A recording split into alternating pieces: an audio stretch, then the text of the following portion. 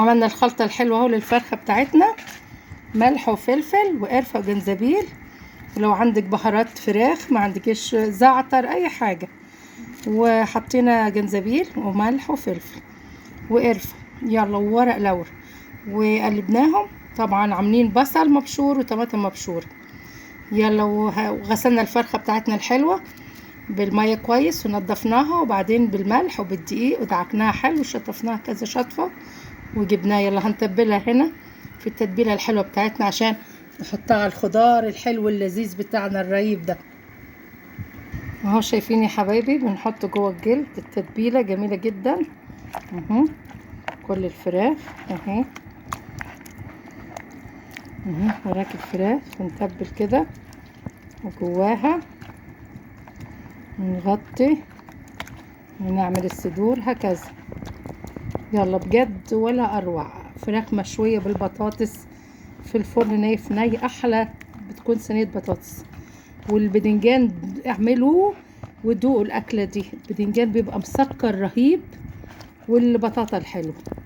يلا ثواني وهنعمل الصدور كمان ونخلص. يلا اهو يا حبايبي، والصدور هكذا تبلناها بجد. وصفة واكلة بتبقى طعمة جدا، وولادك هيحبوها والكبار والصغار، وكمان سريعة جدا. يا دوب الخضار تغسليه وتقشريه، بنصحكم غسيل الخضار قبل ما تقشروه عشان المبيدات واي حاجة، وتغسلي وتظبطيه وتغسليه وتقطعيه وتتبليه كده زي ما شفنا، والفراخ هكذا.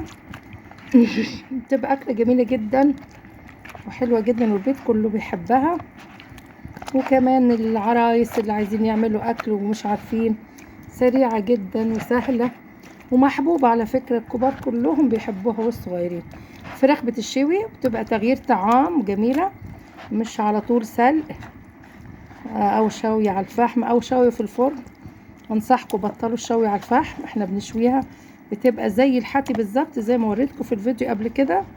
بنشويها في الفرن على الشبكه، وتحتيها الصينيه او الحوض الستانلس وفي ميه والشبكه فوقيه وبتتشوي، تبقى تحفه من غير اي فحم عشان بتبقى صحيه.